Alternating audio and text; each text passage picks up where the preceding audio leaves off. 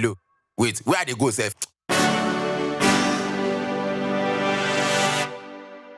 We are dance to the rhythm of music. You look at it, you not go the time say you don't tire. Not that deep.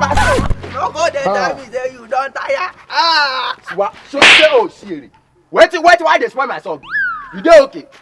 No spoil am. I just dey do back up for you now. You dey do back up for who? To jawere ni. Pẹ̀lẹ́ white cloud. Back up. The boy you spoil my song again. Party ńlá ní gbòòrò. Àwọn ọmọ sábẹ́ bọ́dì tọ́ba rí wọn. I wan tell you something. Wetin be that? All this money wey we dey make, make we just dey save am, make we invest. So at the end of the year, we sef we go tear rubber motor. Insta blog go post. Make dey save wetin? Pẹ̀lẹ́ goalkeeper.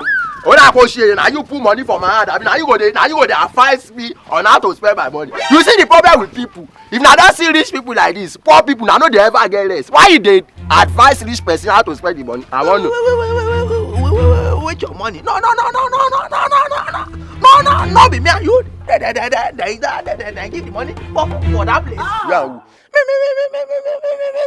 Me and you. Abi where lele? Abi pepper soup wey expire you pour for your head. I no understand. Say okay, make I ask you one question. You sabi the man before? No,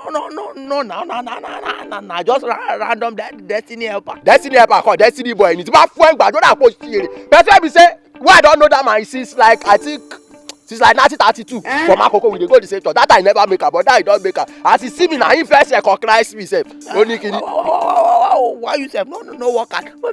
Make you make am. Why me no work hard? Why me no work out shiri? When you even as this your character, I no fit make you no fit allow you make am for this 2024. Because this character wey you get, wey no dey respect elders. Anybody wey no respect elders, you no fit make am. Me I no go anywhere again. I don tire. I don exhaust my body. I no fit go anywhere again. No be money person don give us. Why we still dey trek? Book cab for us now. May I do wetin? Book cab. Cab call carburetor ni. Oga tell them where we dey go jo, e dey craze. If Israelites when they comot for Egypt, when they dey go promised land, say they enter cab. They enter cab. How many waka we don waka now? Where you dey talk rubbish? Oga did they jo? I be Israelites. Na Nigeria I be. I no go anywhere. We don dey trek. Now no calm down. Where we dey go, no far. In the next, let's say, in the next 30 minutes we go reach where we dey go. I promise you. Go give me. Wait happen. Go give me. We don't work out 20 minutes. You said that. Oh yeah. Now like 29 minutes we go reach where we dey go. Don't worry, I go back you. Stand up. I know they go anywhere, though. See that car where they come. Oh yeah, stand up. We go ask her where they go. May just carry us reach for. Stand up now. You want okay? Make her kill you. No, they shout for me, though. I be adult. Ẹ̀yin ọmọ ilé ń jalè ládùúgbò Yabi. Ó yẹ kẹ́ ẹ dúró bẹ́ẹ̀ ni kí n gbá yín. Data ni. Gbá yín ni. Agba bí aka ni. Ó dà pé ẹ wà okay. Oga, say me and my boy fit follow you reach that front, that junction. So you follow back for Instagram. For Snapchat. I know this now. Only fans, nko. Hey, they go there. You and your fans. Say, hey, hello, Oga. Say, wow, okay, sir. Now another thing they follow you talk. Now another thing they talk. Like we can't we won't follow you reach that junction. Carry us reach junction. Now wait till you want talk with that. Like you dey shout like Omoli Ologogu. Jesus. Alaye, 200 naira per passenger. Wait, I don't hear you. One person, 200. Two person, 400. You dey why? 200 naira for one person. Reach that junction. Where we fit waka. So me I go give you 400 naira for both of us. No, na 500 you go pay. You know say you get tribal mark. Ilaye dem man jepo. Oga, say Siri. Nobody dey enter me o. I go send that for you. Alaye respect me o. No why me o. No worry, you go lap, enter go lap. If you enter this car and lap, you go get lakpalakpa. Abembe. Oh, God. Why you stingy like this? Wait, can't behavior be you be your if nobody tell you. No be money, but see don't dash us. We enter now. Say this boy dey okay, sir. No be you to say make we invest. So because they don't give us money now, make we dey waste money dey enter cab. 200. 400. Ake Abobo. If you like enter, if you like no enter. Oh me I don't enter. Better enter. Oh you go enter. No problem, enter now. Oga. What am I selling? You enter car, abi? You never said it. You enter car. No problem. Oga, driver. carry her dey go. Anyway, where you want, anything where you want, use her do. Well, if they ask of you for family meeting, say where you dey, I go say you don't die. You could know important for our family before Omuali. Portable, come. Aki, because this one are Popo. They say you know important for family. Say you be a goofy. Jesus. Driver, you don't worry yourself. I know my Oga very well. He go pay. Oh, Gami, which kind of abiyamo you be like this? My leg don't they shake. My leg they shake. No fit waka again. Beg na 200. Your leg they shake. My leg will make shake. I go just pity you. You enter car like say na you want pay. Una po ya wiri. Portable. Okay. So ya calm down. Balajo. Yeah. We are sit down. Jesus.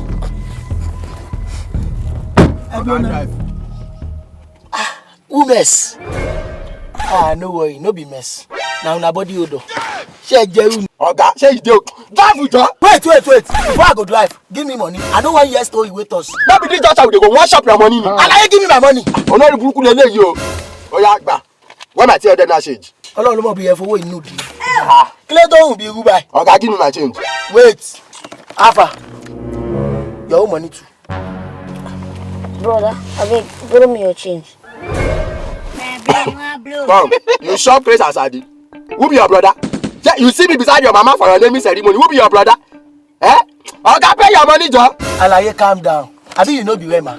This boy na small pikin now. No worry, I go carry you for free. Okay. But next time they tell person. Sorry, sir. As you no wan pay my money now, if I beat you, then go say child abuse. Sorry, sir. Sorry, suppose they talk. Now everything they go to teach you now. Sorry, sir. Now you go to talk. You don't pay person in money. He say you go carry. Last time you say thank you. Only sorry, sir. This man, leave this boy now. Na small boy. This one small boy.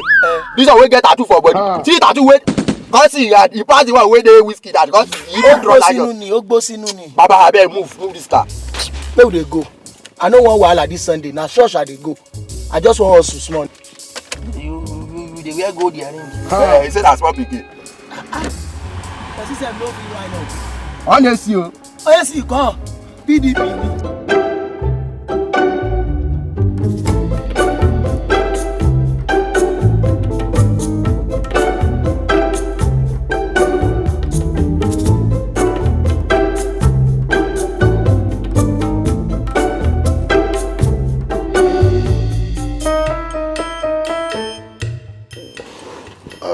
Good afternoon, driver. Good afternoon, Mark Zuckerberg, fine man. Actually, my car broke down and I need a ride because I'm really late for my meeting. Oga, if you dey go somewhere, enter. Which of all this bedroom where you want come?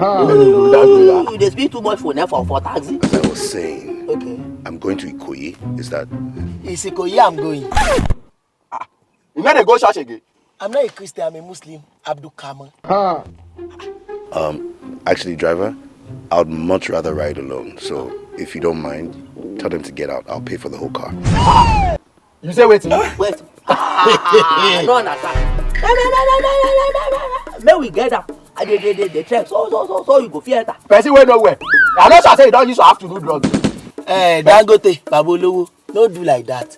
I don dey carry these people come from 2 p.m. You see me 4 p.m. You want make I drop them? I beg. Okay. But if I'm going to come in, it has to be the owner's corner. So tell them to adjust. Say ilẹ̀ amọ́tò fún mi ni sir. Sorry sir. I beg. No sit for back. All these people get body odor. Like kafura. They smell like kafura. Jesus. Go sit for front. I go on AC. I go put your first now for you. Hey, Oga. Man, we dey go job. We stand up. You say because you dey look. We don't pay any. Say wetin you dey do make sense. Good man dey follow me talk. Bad man say he get idea. You dey craze? Driver, Sir. 100,000 naira for the owner's seat. 100K for the whole car. I be for you alone. Okay, I go nkan. Oya come front. I'm not going anywhere. I no dey go anywhere. You be like say you dey craze. You enter free cab. You still no wan sit for front. Ma bola yi olola jare. Don't for me cash you tattoo. Oga, na rubbish you dey do. Na because I no wan cause trouble. Na rubbish you dey do. If you let anybody tell you, go see wahala. You wear your car be like Koto Egbo. Jẹ́ kí orí ẹ pé. Top 200 naira. You dey call my English. How much this your koro pe? I know say una never see broken bottle. No dey spit for my face, Joe. Ẹ̀lẹ́ o kata efe. Idiot. Mo tún gbà mí. Mo lè tẹ́ Space your organic keep space your doyi. Abeg ti jack you. I go punish you. This rubbish wey you. Oga, shebi you say your car, no be person dey enter your car so. That's my mechanic. He's fixing the car and bringing it to me in a way. Mechanic where I fashion. You dey craze. You no know Baba Olowo mechanic. No be some mechanic dem dey sasa dey use. Mechanic wey Odogu dey use. Oga face your front when you drive job. Yes!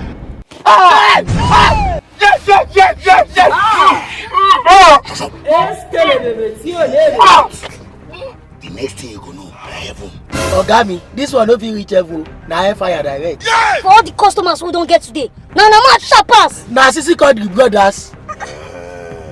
Now on a mouth sharp pass. No. You na sabi say No. On a V5 abi. No. On a V5 abi. We don't fight. We don't fight. I don't sabi fight. I beg. But they say you stubborn. No, I'm not stubborn though. Bro, I swear. Okay, you know what? If we drive go my area, ask people where they my area of my character. I be good person. I swear. Shut up! Where? All the money with your hand. Show me that. So I'm not like only 3-5 days. Jesus.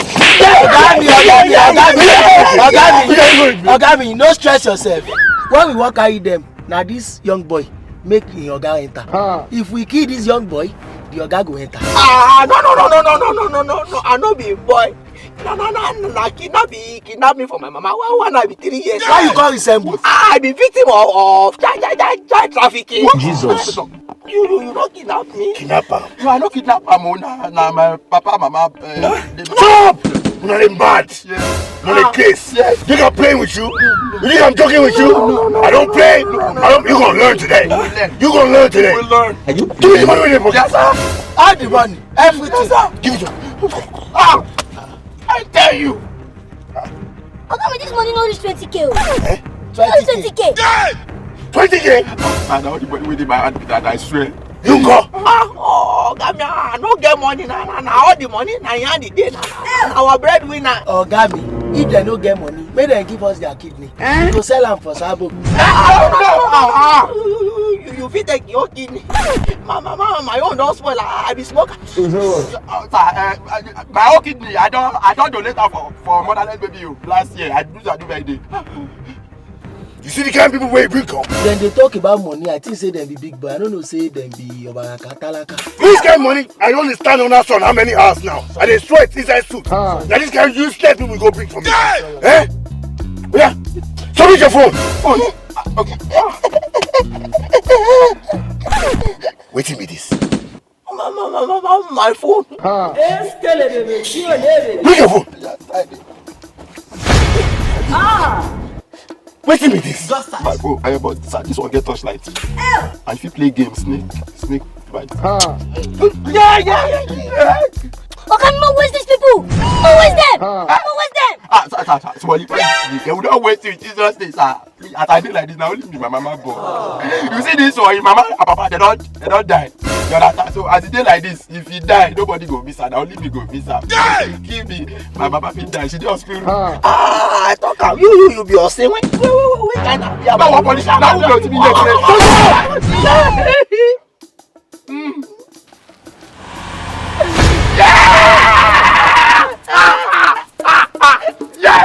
Yeah. Shall I see what you cause? Oh, God, no verse. No verse. Which I'm saying no verse. I not tell you say make we trek. You say make we enter camp. Now when we don't enter camp, all the money we get, they don't collect. My leg they pay me that. Wait to be like they pay you the grace.